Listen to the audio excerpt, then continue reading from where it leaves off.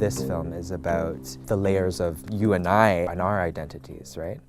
And how that informed the creation of Love Intersections. I love places like this. It reminds me of my childhood. Yeah. So there's something actually quite beautiful. I'm speaking to the camera here, I don't know why, but I'm breaking the fourth wall again. There's something quite beautiful, like as I walked into the store and I hear Cantonese and I don't understand. So I think it's simultaneous where like I really want to know what they're saying because I want to know what's going on. And then also just a sense of loss where like language, because of not being able to understand, I feel that loss. The first thing that they came in and when I started speaking my broken Cantonese is they asked, oh, you speak Cantonese? And immediately that completely changes. Yes. Changes the interaction. Exactly. Right? I think there's a sense of trust too, right? Which is really nice. I think this will be an interesting kind of like, I guess like, concept to explore in our video series, in the sense that like really it's about finding the common language between all the different like diverse communities that we will be you know, connecting with. Guess how much the Gai Lan was? $1.30 a pound. What? Where'd you get that? TNT. Why? Was it on sale? So I wonder about the ways in which we can nuance, and I think that's why what we do as Love Intersections is that I want to be able to nuance the conversation a little bit deeper in terms of how we talk about identity, so that we're not stuck in identity politics where we see people as these categories. There's some good questions. Look at this. Actually, it is pretty good. Okay, I'm pretty impressed. Yeah. When I see you, David, I don't see you as like a gay man, Asian person of color. I see you as David Ng, as someone who I'm connecting with because of the relationship that we built. I was just gonna say. Yeah, I know, and I totally just to echo what you're saying. Like, I mean, that's the one thing that's always missing, right? It's like, yes, the politics, yes, all of those power dynamics, but at the end of the day, it's relationships. Yeah. We started this because we were tired of racism we were experiencing. Part of our philosophy is really, instead of just criticizing the lack of representation, just to actually make ourselves visible and share our stories that are not being told. Really wanted to tell our own stories in the way that feels authentic and that we have control and autonomy and agency to do so. This is in many ways the immigrant story, which is like you conform. You cater to the mainstream, you do what is expected of you. Being in the space, and this is why I think space is so important. In terms of queer spaces, there's not very many spaces where we can sort of be culturally safe all the time. If we talk about sort of the ways that I sometimes feel marginalized as a Chinese person in Vancouver, talking about this and talking about the beauty of Chinese culture is in many ways healing that experience. And we're literally in a medicine shop as well, right? And so there's a beautiful metaphor there around culture as medicine, quite literally. One of the things I love about Love Intersections is being able to bring those two together.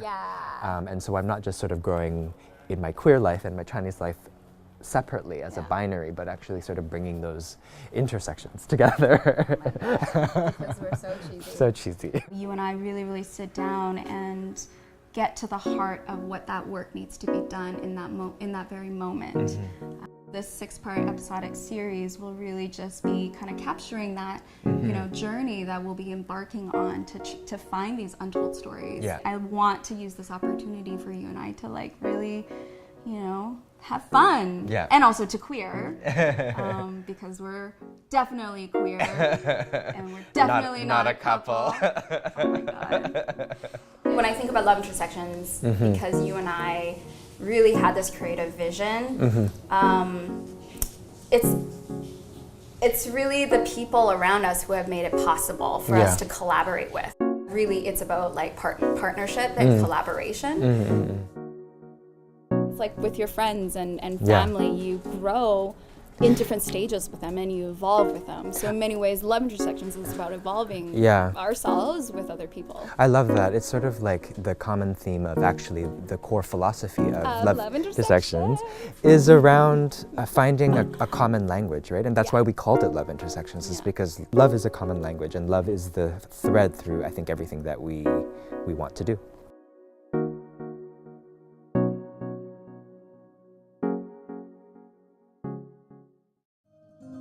Living in Vancouver, where there are not a lot of black performers, the struggles that people of color had to endure back in the 60s is something that people seem to forget.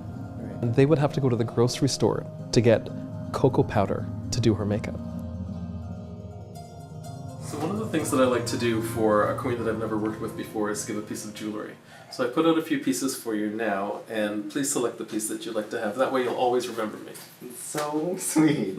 I am drawn to this piece here. That's a great piece. Yeah, it's so gorgeous. And now it's yours. You're welcome.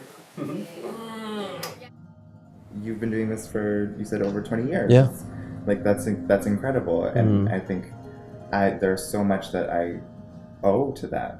And even, not even as just a drag performer, but as a queer person in the city. I think it's so much easier to not delve into history or to look at predecessors or elders or people that have paved the way before you. How can you really know your culture and yourself if you don't know where it came from? Where it came from, yeah. So we're in the West End. I don't remember even the last time I was in the West End, so many things are changing within the queer community. But Jen, you and I were having a conversation about wanting to retrace our queer history.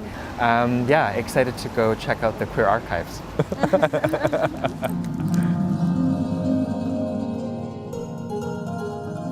This is the poster file, so I'm not even attempting to collect everything. I collect those things that have some sort of exceptional visual interest.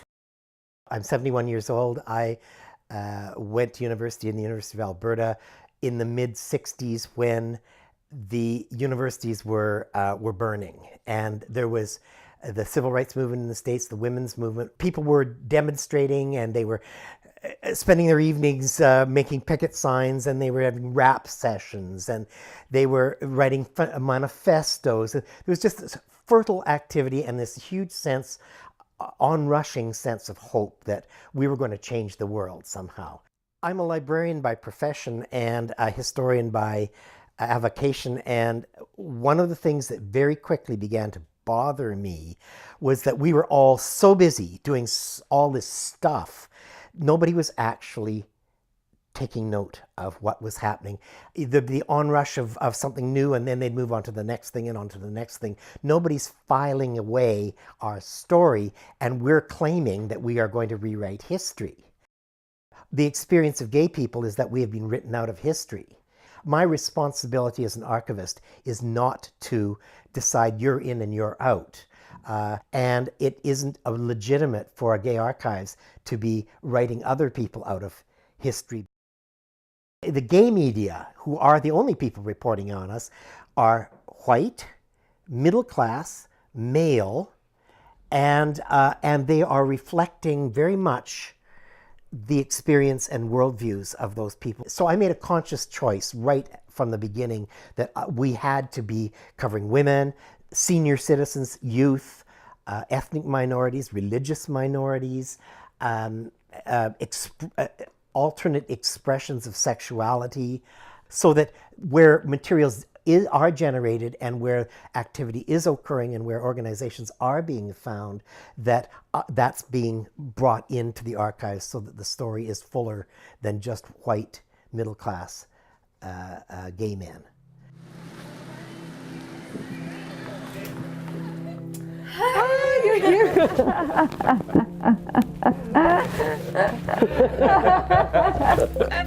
I grabbed you. Yeah, you did. So I think for me, why history became so important is that I didn't see myself in the history of queers here in Vancouver. It stopped me coming out. Because by thinking, the erasure of queers of color and Indigenous queers from history made me believe that you had to be white and Western to be queer. The explosion of queers of color producing work about themselves, right? The importance of history and reclaiming it and telling it and talking about it and learning it for ourselves is to find a place in it, to reflect what actually really existed before, in order for us to then reclaim ways of being queer that are not confined to being white and Western, right? Or in any particular box, right? We've had a long history of queer of color organizing. It's been there. Just because the mainstream queer community hasn't recorded that history does not mean it wasn't here.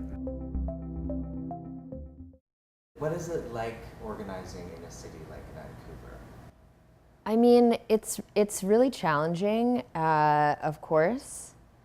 Even when there are old buildings, they're being torn down at a really rapid rate. One of the bright sides of like a city that's really like challenging is like people are finding ways to stick together and like make things work. Where are we? So right now we are at Man Up's Unholy dance party at the Hindenburg. Every space in Vancouver is kind of closing. Like everything has sort of a timestamp on it. Yeah. And that's just sort of the way organizing in Vancouver is. Yeah. Like everything probably will be a conduit. Right. What is the importance of queer spaces? It's the space where we find each other and we find community. And I think being queer, and a lot of times it isn't connected to your nuclear family, and it's such an important thing to have like physical spaces where you can find other people and talk with them and chat and meet and make friends and fall in love and fight. And like having spaces for that is really awesome. Yeah. We got it! Can we take a quick selfie? Yeah, for sure.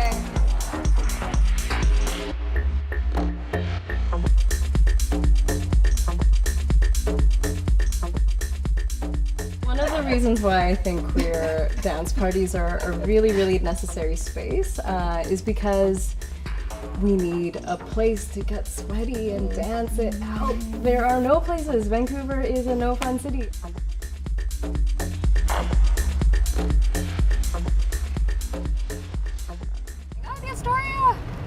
Yeah, it's nuts. I used to live also at Pender and Hawks, and it's just like it's like unrecognizable now. In terms of like a nightlife space, like queer folks have to congregate in other places, and it's really nice to carve out something that is kind of our own. Right now, is this part of the film? Yes. Okay. My name is Melanie McBeaning, and I am one half of Denim Vest. I'm Emily Groundwater, and I'm the other half of Denim Vest. Amazing. I'm Jen Song, obviously.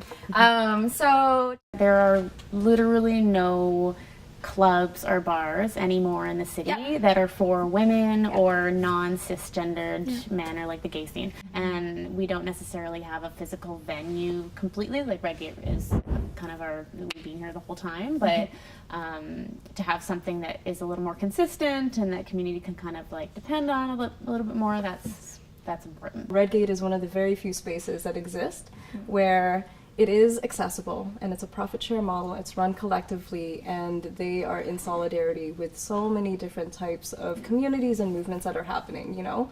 The dance party, the first one that we had, got so sweaty. Oh my God. That it actually turned off all the electricity, which was very dangerous. It was extremely dangerous. We were like, God, it was so good that it shut down the power. And then, I know, and then from there we're like, okay, cool, that's a hazard. We should probably fix that every party rent industrial-sized dehumidifiers, which we now do. Yeah. One of our DJ groups is staying up really late, even though they have to work early in the morning, and so I was like, what can I do to make it gentler for you? And they asked for yerba mate. So I have to find it, but I don't think that it's here. What we also wanted to do was make it a dance party for the people, and obviously that requires discussion and conversation and what are the ways in which we can collaborate around this. So every time we do a Denim Fest, it's always about it being a space that we create together. This is my grandfather's truck, and he was a very, very frugal man, and so it's not that old, but he refused to buy anything unnecessary, like power locking doors and power windows. Sounds like my parents. Yeah. Do you mind carrying this or putting it between you? Thank you. You know, focusing on creating femme space, especially in the context of dance parties, is so important because, like, first of all, femme space is like not centered generally in any kind of queer kind of like community event or organizing. But you know, when you're going onto the dance floor and you're a femme, you're going to experience a lot of misogyny, and you're going to experience a lot of like unwanted attention and touching and a lot of really unfortunate things. And so yeah, like creating a space that strives to be safe for that community is like one of the pillars of what Den Invest is about, among many others. I think that also Vancouver queer communities right now are at a really, really amazing political space where they're digging deep, and there's a lot of stuff that comes that is really hard and crunchy to deal with, and It's good stuff, though. it is. It's the stuff that brings us deeper into our movements, you know, and again, it's hard, but then that's just because when things are bursting at the seams, it means that we're meant to grow. Let me lay it on the line. I got a little freakiness inside. Yeah, you know that the man has got to deal with it. I don't care what they say. I'm not about to pay nobody's way. 'Cause it's all about the dog in me. I'm freaking.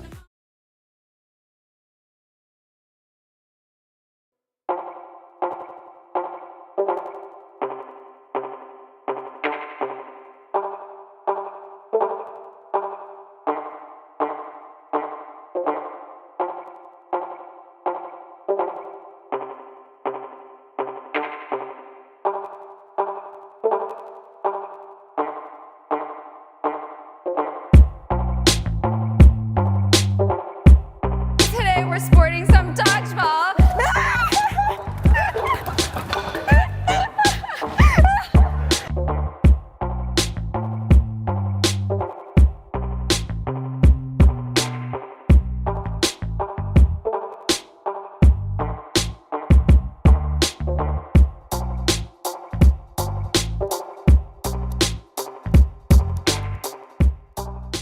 I'm Mohammed Ibrahim Ali. I'm a Cancer, and we're at the Verinda Dodgeball, and it just so happens to be Halloween. I don't know if you noticed, but I am dressed up as a giant sunflower.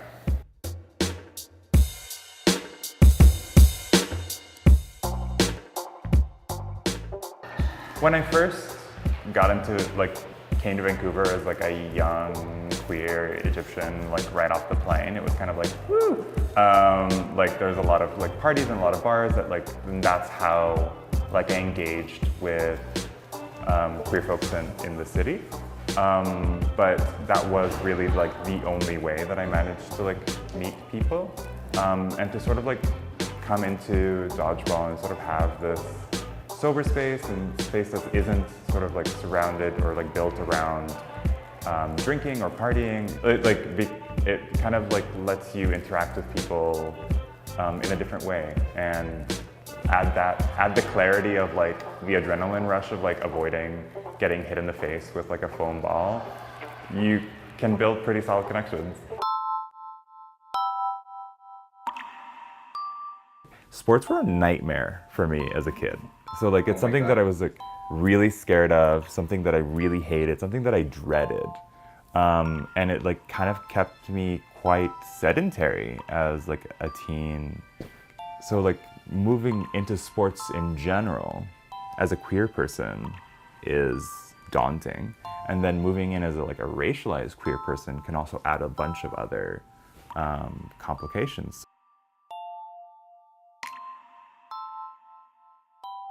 I am the captain, even though we don't believe in a hierarchy, of Juice Box, which was formerly known as Apocalypse. Each team name has POC in it. And we are an exclusively POC team. We meet every Tuesday and play in elementary schools across Vancouver, and it's just a really, really good time.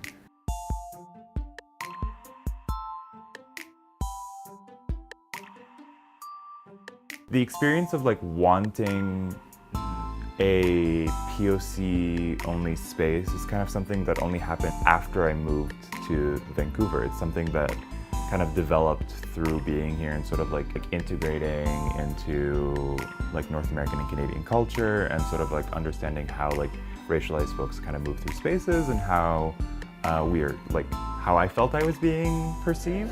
It was like a space that I didn't know I needed. I was invited to join the team. And I was invited because I was a person of color, and I like had like friends on the team that like wanted me to join, and like I was like, okay, I'm gonna give this a shot. And I didn't really like immediately understand the importance of it, but through like playing on the team and like hanging out with these people on a regular basis, it like made me realize how important those connections are.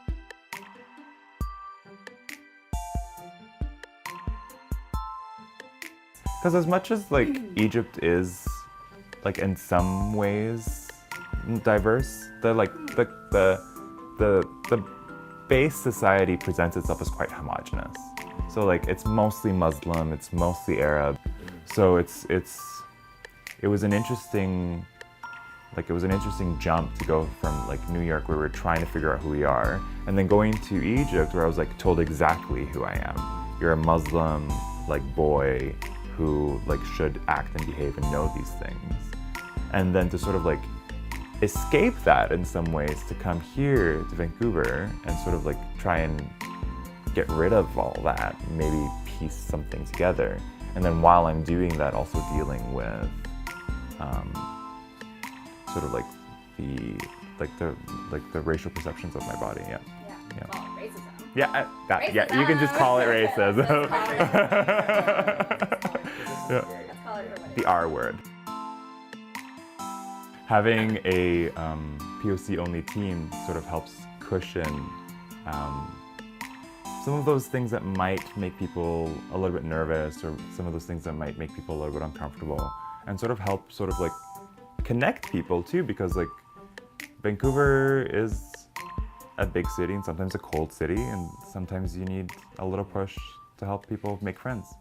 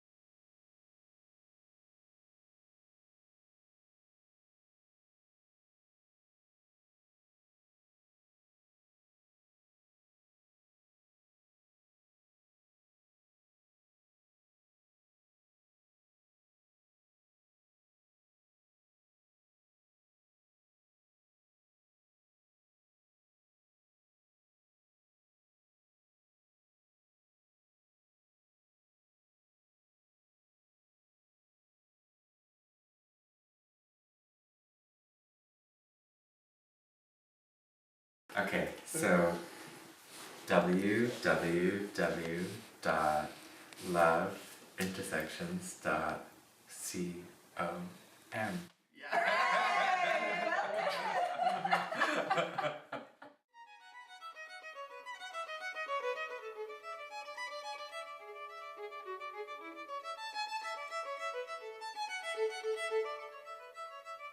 There's so many parallels between deaf identity, deaf culture, and autistic identity and autistic culture.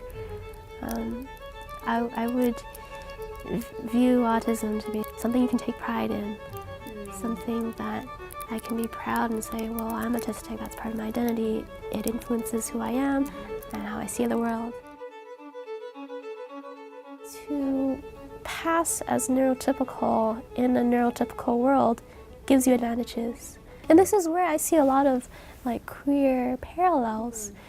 If you don't act strange or act differently from others, then you're more likely to pass that job interview or be able to be in a classroom and have everyone include you. I like soft textures a lot. It's very comforting for me. Stimming is how we express ourselves. It's a part of our natural body language. I can tell a lot about what other autistic people are thinking and feeling from how they stim and move their bodies. And autistic body language is easier for me to interpret than neurotypical body language. Why is knitting a good stim? It's a socially acceptable way not to look in people's eyes. That's really great. It gives your hands something to do. You end up with a very nice finished product. It's also very soft. Everyone stims. Everyone stims and everyone stims differently. We all do it. It's just that for some people we do it in really cool ways. Yeah. Queer culture is different from straight culture, and autistic culture is different from non-autistic or holistic culture. I think it's very interesting to see how queer space is such a different feel and how autistic space is such a different feel. And where those intersect might be a really great space. Of course, there's a lot of complicated feelings about disability. It's not all positive. There's a lot of ableism in the world. There's a lot of things that make it hard for me to function in this world purely due to the physical aspects of my disabilities. But in the end, I think that's all part of the human experience. Part about human diversity is to embrace it, not shy away from it, and not try to fix or cure it. Fix the world, don't fix us. There's a lot of hope I have for the world to move towards that place.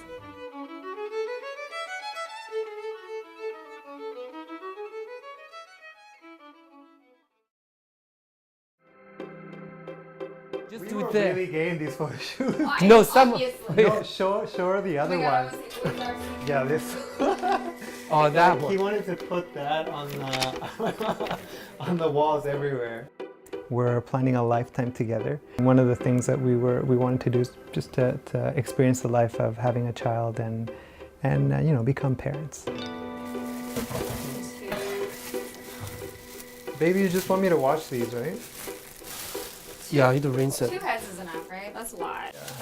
Okay, so mixing up the B-roll. I know you hate the getting in and out shots. We should get those. Yeah, what David's referring to is whenever we do these shots, we do like B-rolls where David and I will get in the door, we'll greet the guests, just for options. But I'm always like, oh, this is fake. Hi! Oh my god! Hi! This isn't fake at all! It's the first time! Oh my god!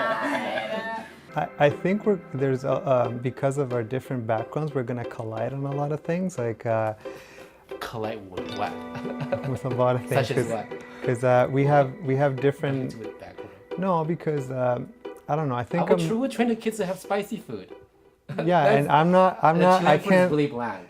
For him, It's good to it's not that bland. It's not that bland. No, for him, everything that he think is bland is like if it doesn't have spice, it's bland, and it's not true. There's not a collision. When you go to my dad's house.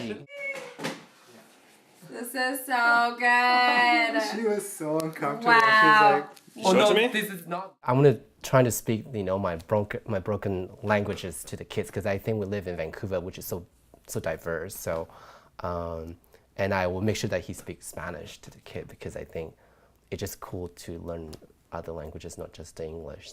I think it's for the kid to develop who they are, and we're not just like how just talk about, yes, we are LGBT, and I'm an LGBT person. When I was young, I was shaped that, you know what, you don't play with Barbie dolls, you play with, you know, with trucks. I was always taught, you know, men don't cry, men are supposed to be tough, they're not supposed to have like girl gestures. I don't want my child to have to go through that again, because it's so, it really plays with your self-esteem. Just give them love, they will grow, they'll be fine. So that's just my view.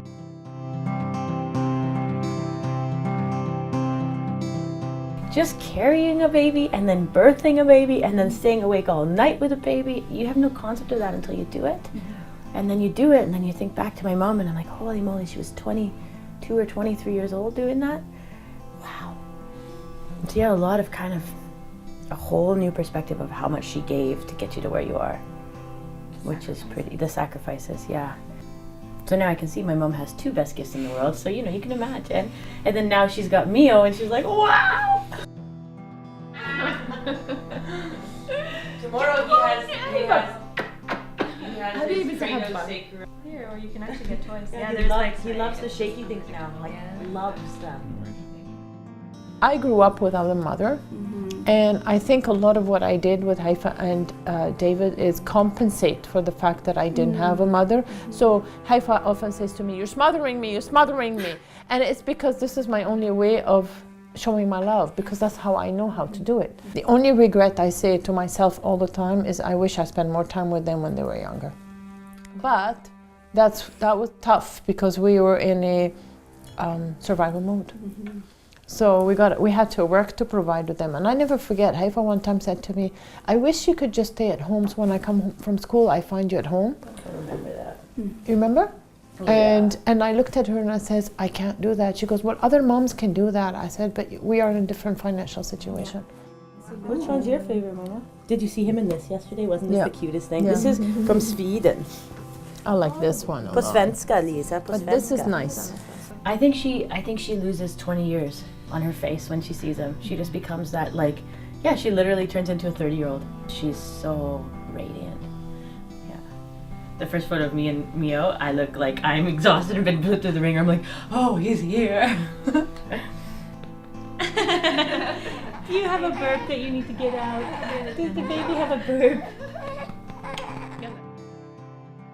My husband will wake up every morning and we'll look right away on our shared drive to see if there's new pictures of Mio. And every time we go somewhere, it's like, oh, look, Mio, look our baby, look our grandson. It's just like amazing, amazing, really. But for me, even if I come for half an hour, it's just I get my dose and I go. It's like, you know, it's like... the smell and the dread. The smell, the adrenaline of seeing him, his smiles. Now he's spitting. I'm talking to Eric. Do you want more? Can you drop me out? He's a little bit of glue. He's kind of just like bringing things closer together that were already together. So I think he's the gift.